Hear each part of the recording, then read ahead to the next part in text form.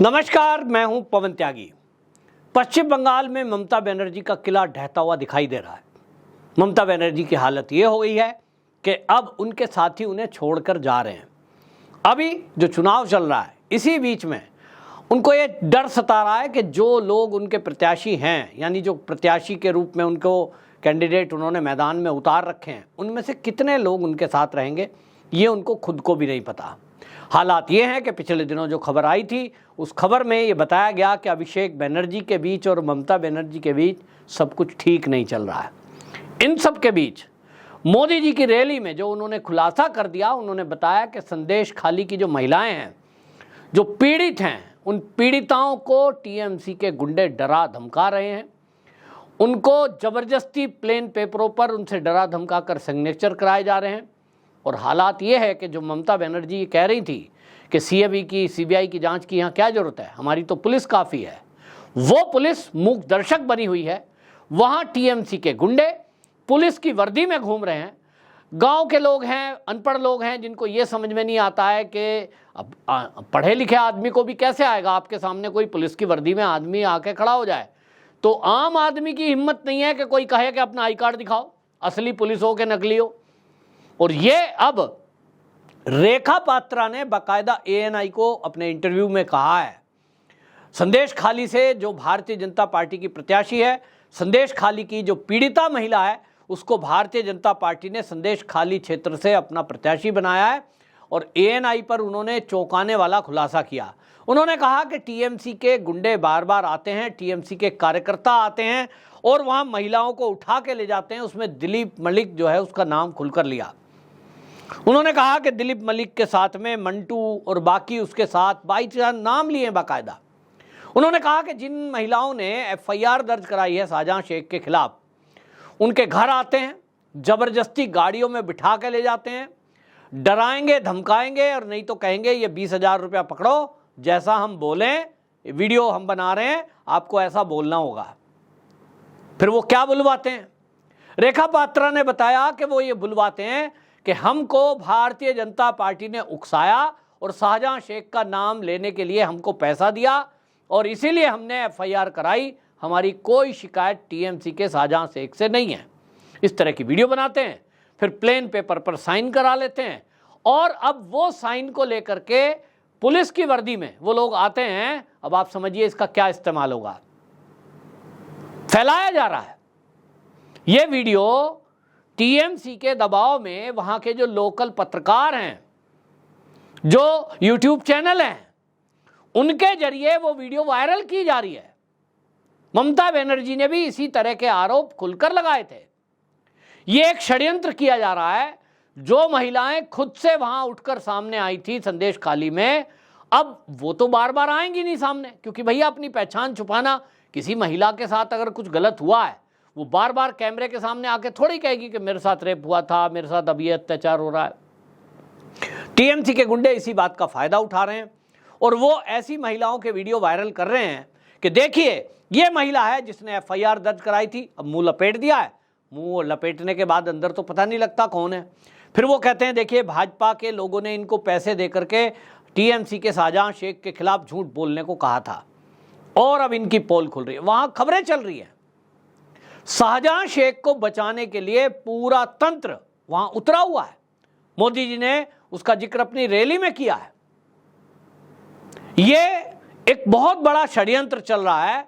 और अब आप सोचिए कि पुलिस की वर्दी, या ये भी हो सकता है कि सच की पुलिस हो। लोग तो कह रहे हैं पुलिस की वर्दी में आए, क्योंकि लोग आपस के लोगों को पहचानते हैं वहां, कि बोला रेनकोट पहन के आ गए, रात के अंधेरे में घर खटखटाया और बोल रहे हैं तुम्हारे घर वालों को मार देंगे। रेखा पात्रा खुलकर बोल रही है कि वहां रोहिंग्या खुलकर के शाहजहां शेख के पक्ष में वहां इस तरह से डराने धमकाने का काम कर रहे हैं। उनके हाथों में हथियार होते हैं और अगर किसी ने कुछ बोलने की कोशिश की तो हत्या भी कर दी जा सकती है। हमले तो होते ही हैं। जब वहां ऐसे फर्जी वीडियो बनाने के लिए टीएमसी के लोग घूम रहे हैं, ऐसे में जब महिलाओं को ये पता लगा कि ज़बरदस्ती लोगों ने उठा लिया है और ऐसा वीडियो बनाया है, वो महिला ने रेखा पात्रा से संपर्क किया और बताया, तो ऐसे में महिलाओं का आक्रोशित होना जरूरी है। उनको गुस्सा आया कि ऐसा कोई गुंडा रात के अंधेरे में किसी महिला को उठा के ले जाएगा? एक तो रेप किया और ऊपर से उन्हीं को झूठा बोला जा रहा है, एक वीडियो बनवाई जा रही है और उसी में वो स्वीकार करेगी कि हमको तो पैसा लेकर के बुलवाया, जबकि भारतीय जनता पार्टी उनको न्याय दिलाने के लिए उनके साथ खड़ी हुई है। तो ऐसे में कल को कौन खड़ा होगा?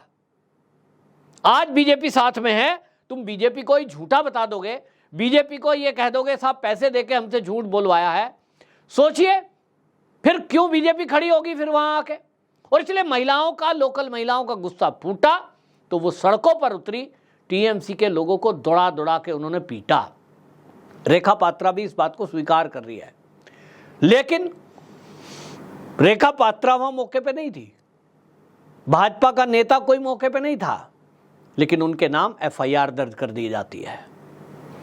यह है टीएमसी का, ममता बनर्जी का प्रशासन और पुलिस, कि जो गुंडे हैं उनके खिलाफ कोई कार्रवाई नहीं, और जो महिला पीड़िता हैं उनके खिलाफ एफआईआर करो, उनको डराओ धमकाओ। ये खेल तब से चल रहा है जब से ममता बनर्जी का सरकार शासन पश्चिम बंगाल में चल रही है। उनके खिलाफ कोई भी बोले, पत्रकारों की हिम्मत नहीं है। वहाँ लोकल लोग हैं पत्रकार, वो तो फ़ोन भी नहीं करते हैं, फ़ोन भी करेंगे तो डरते हैं, वो कोड वर्ड में, इशारे में बात करते हैं, बोले जी हम ज़्यादा बात नहीं कर सकते, हो सकता है हमारा फ़ोन कॉल ट्रेस किया जा रहा हो, रिकॉर्डेड किया जा रहा हो, हमारे ही खिलाफ एफआईआर हो जाएगी। तो ममता बनर्जी की सरकार पूरी तरह तानाशाही में चल रही है। ये जो तानाशाह शब्द राहुल गांधी बोलते रहते हैं, ये जो तानाशाह शब्द जो है केजरीवाल बोलते थकते नहीं है। मेरा इन दोनों नेताओं से कहना है कि जरा जाएं पश्चिम बंगाल में, वहां लोगों से मिलें और देखें कि वहां हालात क्या है। डर के मारे कोई बोलता भी नहीं है, लेकिन क्या आपने दिल्ली में बैठकर किसी भी न्यूज़ चैनल पर, किसी भी अखबार में टीएमसी के बारे में कुछ खबर सुनी है क्या? सब खबर जो आई है सोशल मीडिया के माध्यम से आई है। पिछले दिनों जब संदेश खाली हुआ था तो दिल्ली का कुछ मीडिया वहां पहुंचा था, पूरी सिक्योरिटी फोर्स की लेकर के, सेंट्रल फोर्स की, कुछ बड़े बड़े चैनल वहां पहुंच पाए थे। लोकल पेपर, लोकल चैनल तो वहां ममता बनर्जी के विरुद्ध एक शब्द नहीं बोल सकते, मार दिया जाएगा। चैनल तो भात छोड़ दीजिए, घर में आग लगा दी जाएगी, कुछ भी किया जा सकता है। तो ये तानाशाह मोदी पर तो प्रहार करते हैं, जरा कोई हिम्मत करे ममता बनर्जी के विरुद्ध बोलने की, उसके ऊपर तुरंत एफआईआर की जाएगी और आप वहां, बंगाल पुलिस आपको जहां आप होंगे वहीं से पकड़ने आ जाएगी। ये आलम है पश्चिम बंगाल में, लोगों की स्थिति ये है। और इसीलिए मोदी जी को कहना पड़ा कि पश्चिम बंगाल में हिंदू तो दोयम दर्जे का बनकर रह गया है, क्योंकि उसको जीने का अधिकार नहीं दिया जा रहा है। हाँ, रोहिंग्याओं के लिए पूरी छूट है, घुसपैठियों के लिए ममता बनर्जी के शासन में पूरी छूट है, सीए लागू नहीं होने देंगी, ये ममता बनर्जी खुलकर बोलती हैं। वो कहती हैं कि एक भी रोहिंग्या और बांग्लादेशी को आप निकाल के दिखाओ, एनआरसी हम लागू नहीं होने देंगे, और हिंदू को नागरिकता लेने नहीं देंगे। सीए में तो नागरिकता मिलेगी ना, ममता बनर्जी कह रही है हम लेने ही नहीं देंगे। क्यों? क्योंकि तुष्टीकरण से एक वर्ग को खुश करके वोट लेना, और इसीलिए शाहजहां शेख को बचाना है, क्योंकि शाहजहां शेख के पीछे पूरा बांग्लादेशी घुसपैठिया है, एक पूरा नेक्सस चल रहा है। इस देश का ये दुर्भाग्य है कि धर्म के आधार पर देश का बंटवारा हुआ, लेकिन उसके बावजूद भी हमारे देश में इस तरह के कुछ नेता हैं। और आप देखें पूरा इंडिया अलायंस अगर आप नज़र मारेंगे, वहाँ आपको लाइन से अगर आप विचार कर लीजिए, केजरीवाल, समाजवादी पार्टी के अखिलेश, टीएमसी की ममता, शरद पवार, ये देखो जरा एक लाइन से, सब आपको लगेगा सब के सब बस केवल मुस्लिम तुष्टीकरण पे लगे हैं, हिंदुओं की किसी को चिंता नहीं है। और इसीलिए मोदी जी को अब ये खुलकर कहना पड़ रहा है कि ये जो इंडिया अलायंस है, इन्होंने तो हिंदुओं को दोयम दर्जे का समझा है। मैं इसको और दूसरी भाषा में कहता हूँ कि ये हिंदुओं को मूर्ख समझते हैं, कि हिंदू तो मूर्ख है, इन्हीं को वोट देगा, फ्री बिजली फ्री पानी के नाम पर ये बस लालच में आ जाएंगे, उसके बाद 5 साल हम शासन करेंगे।